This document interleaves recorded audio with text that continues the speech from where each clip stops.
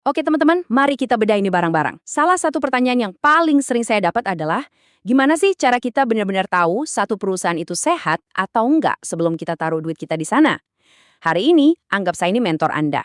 Kita akan bongkar satu perusahaan, langkah demi langkah, jadi Anda bisa belajar cara berpikir seperti seorang analis. Nah, ini dia pertanyaan kuncinya.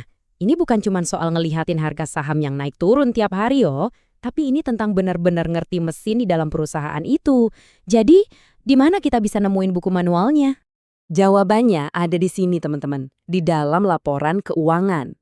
Anggap aja ini kayak buku cerita sebuah perusahaan yang ditulis pakai bahasa angka. Ini adalah dokumen resmi yang nggak bisa bohong, dan ini jadi titik awal buat setiap analis profesional.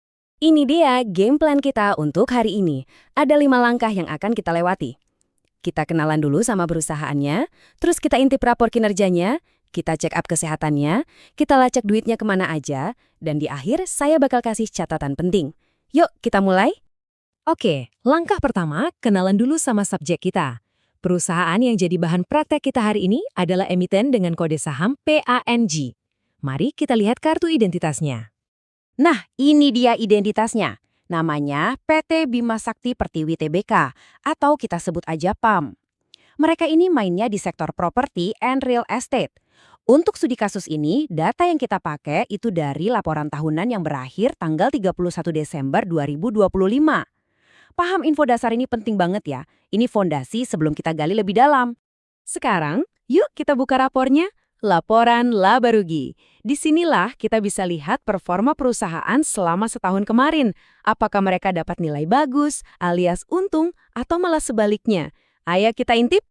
Pertama, kita lihat paling atas, pendapatannya. Kelihatannya sih ada penurunan ya, tapi tipis aja. Dari 52,4 miliar jadi 49,8 miliar. Sekilas, penurunan kecil ini mungkin nggak kelihatan serem. Pendapatan yang cenderung stabil kan biasanya dianggap pertanda baik. Tapi, apa ceritanya cuma berhenti di situ?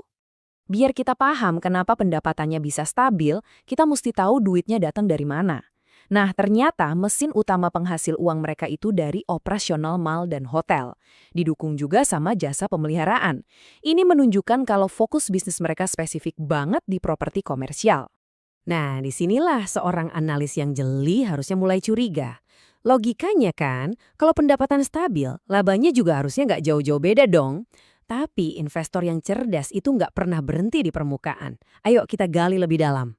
Dan ini dia jawabannya. Wow, sebuah kejutan. Laba bersihnya anjlok 78,5%.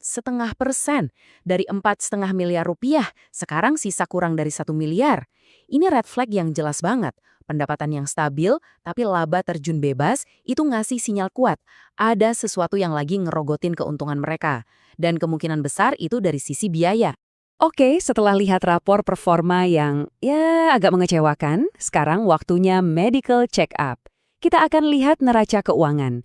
Anggap aja ini hasil ronsen yang nunjukin potret kesehatan finansial perusahaan pada satu waktu tertentu. Apa yang mereka punya dan apa yang mereka utang. Aturan mainnya di sini simple banget dan nggak bisa ditawar. Neraca itu harus balance. Semua yang dimiliki perusahaan atau aset harus sama persis dengan gabungan utangnya atau liabilitas ditambah modalnya sendiri atau ekuitas. Coba kita lihat, neraca Pak MJ ini seimbang dan sehat nggak? Kalau kita lihat datanya, aset dan liabilitas atau utangnya ini sama-sama naik sedikit, nggak ada lonjakan yang drastis. Ini bisa kita artikan gini, meskipun laba mereka anjlok, struktur fundamental perusahaan ini nggak runtuh. Mereka nggak jualan aset gede-gedean atau tiba-tiba numpuk utang gila-gilaan. Ini pertanda adanya stabilitas di tengah badai kinerja. Sekarang kita masuk ke bagian favorit saya, laporan arus kas. Kenapa favorit? Soalnya laba akuntansi itu bisa diatur, tapi uang tunai beneran di bank itu nggak bisa bohong. Laporan ini tuh kayak kita jadi detektif, ngikutin jejak uangnya, kemana perginya, dan dari mana datangnya. Biasanya ada 3 pintu utama untuk arus kas ini. Pertama, dari operasi, ini uang dari bisnis inti sehari-hari. Kedua, dari investasi, ini uang yang dipakai buat beli aset atau didapat dari penjualan aset. Dan ketiga, dari pendanaan. Ini uang yang asalnya dari investor atau dari pinjaman. Dan disinilah ceritanya jadi makin menarik. Coba lihat ini, aktivitas operasi mereka negatif. Artinya, bisnis utama mereka ini malah bakar duit. Tapi, mereka dapat suntikan dana dari aktivitas investasi dan sebagian besarnya dipakai buat bayar utang di aktivitas pendanaan. Ini sinyal jelas perusahaan lagi melakukan manuver finansial. Petunjuknya tuh seringkali ngumpet di bagian yang orang malas baca, catatan kaki.